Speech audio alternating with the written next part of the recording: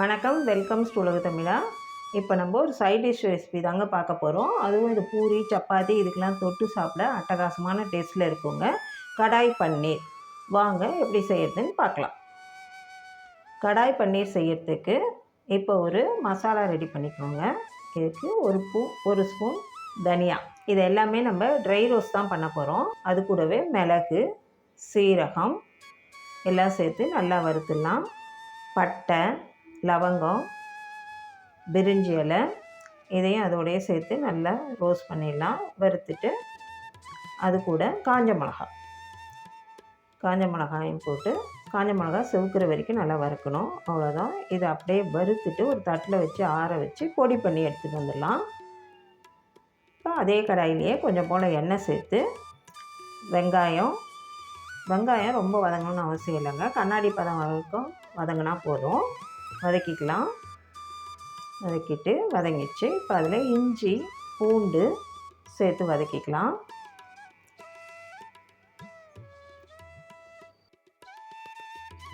அது கூட தக்காளி சேர்த்து தக்காளி நல்லா குழைவாக வர வரைக்கும் நல்லா வதங்கணுங்க.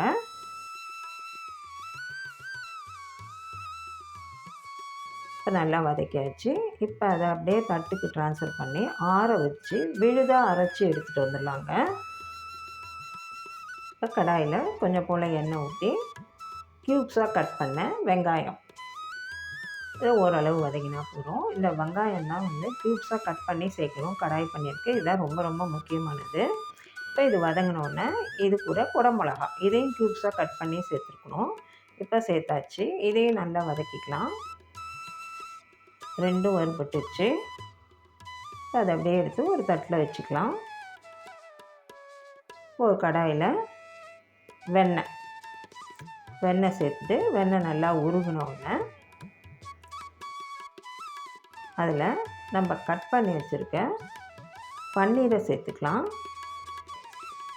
பன்னீரை சேர்த்துட்டு வதக்கிட்டு பன்னீரை கிரேவியில் சேர்க்கும்போது ரொம்ப டேஸ்ட்டாக இருக்குங்க.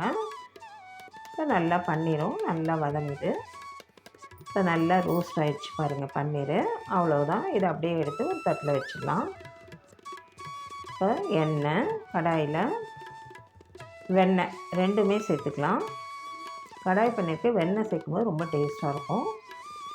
இது கூட இப்போ நம்ம ஆல்ரெடி அரைச்சி வச்சுருந்த வெங்காயம், தக்காளி அந்த பேஸ்ட்டை சேர்த்துக்கலாங்க. சேர்த்துட்டு அது கொஞ்சம் கொதிக்கட்டும். எல்லாமே வதக்கி தான் நம்ம அரைச்சிருக்கோம். அதனால் ரொம்ப நேரம் கொதிக்கணும்னு அவசியம் இல்லை. இப்போ இதில் நம்ம அரைச்ச மசாலா பொடி அதையும் சேர்த்துக்கலாம். சேர்த்துட்டு ஒன்று சேர கலந்து விட்டுக்கலாம். இப்போ நல்லா கலந்தாச்சு.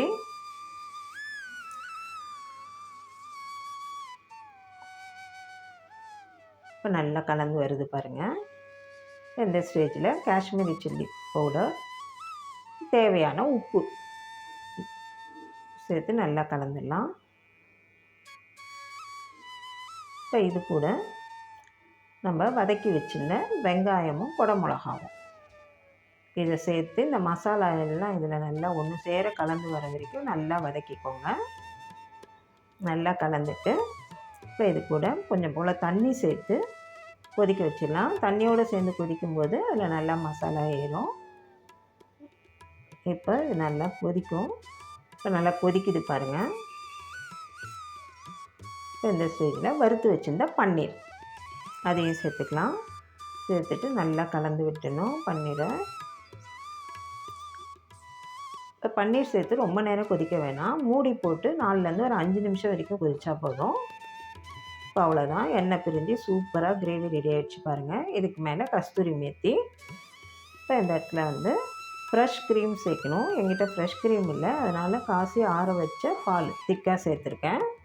அவ்வளவுதான். நமக்கு இப்போ ரொம்ப சுவையான கடாய் பன்னீர் ரெடி.